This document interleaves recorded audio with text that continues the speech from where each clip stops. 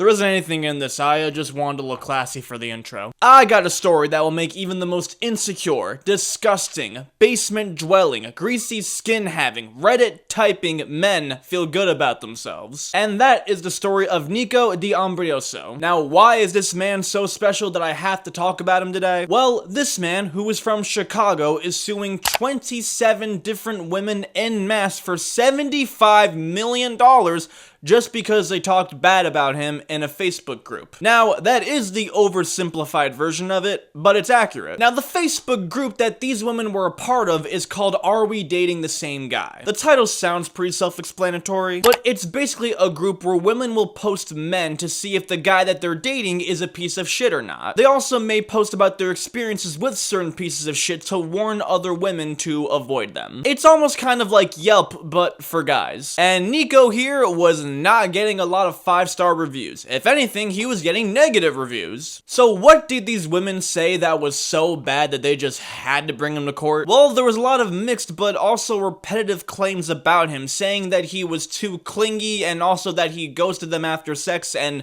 a bunch of other stuff. Now, I was able to find some of the messages from news sites, but just to make sure that I didn't violate anyone's privacy, I kind of just stuck to that. I didn't really dig too deep into it. One person said, "We met organically in Chicago 2.5 months ago. Very clingy, very fast. Flaunted money very awkwardly and kept talking about how I don't want to see his bad side, especially when he was on business calls. Does this guy think he's the Hulk or some shit? Don't make me angry, darling. You don't want to see me when I'm angry." Like...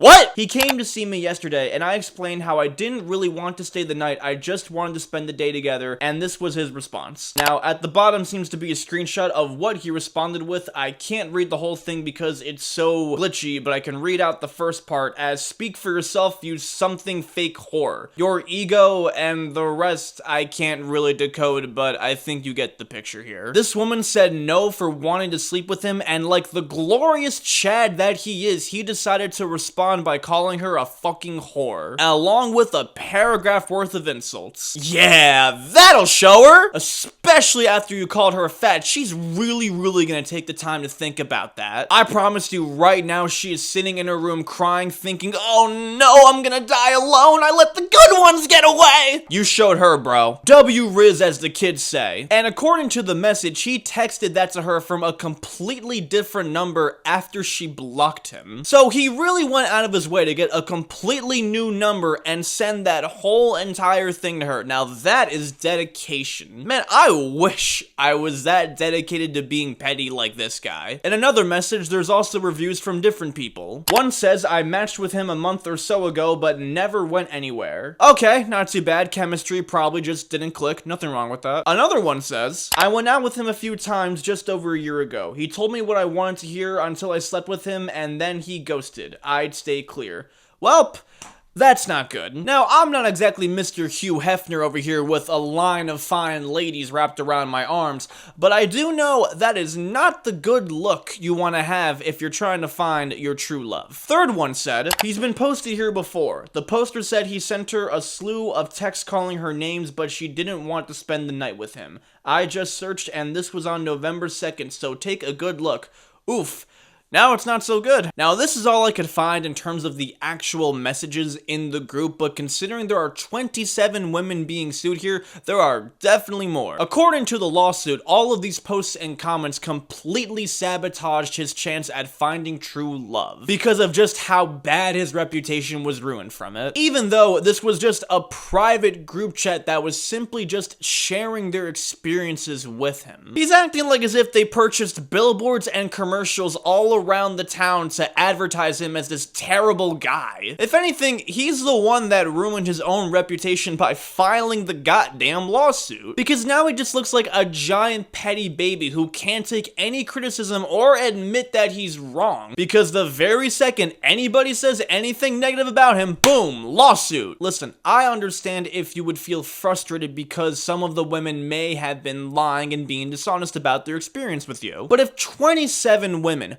27 are all saying very similar things, that is a pattern. I don't think this many women are getting together to spread lies about you just for shits and giggles. Because they're not getting anything out of this in terms of money or anything by sharing this in the group chat. They're simply just trying to warn other women from having a shitty experience, which you seem to provide. At that point, you're doing something that's just not working that you really gotta fix on. And I promise you, a lawsuit is not the solution. I mean, have you tried, like, I don't know, not being a jackass? Cause I've seen that work and it has a 100% success rate. I really recommend it. And that's the story.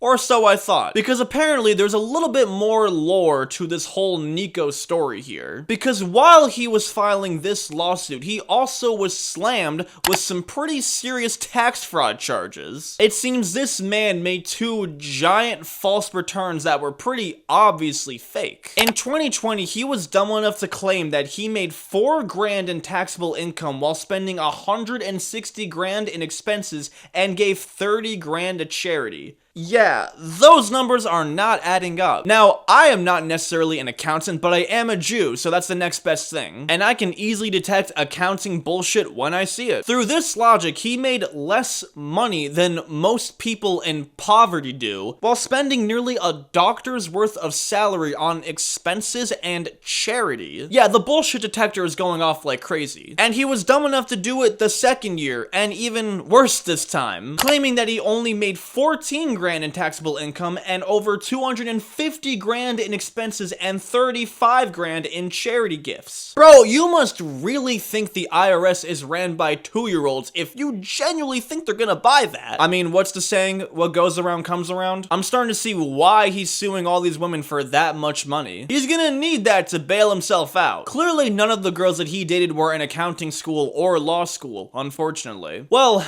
that's all I really wanted to talk about today. Remember, kids, take this as a lesson as what not to be like. Thanks for watching, and Shabbat Shalom.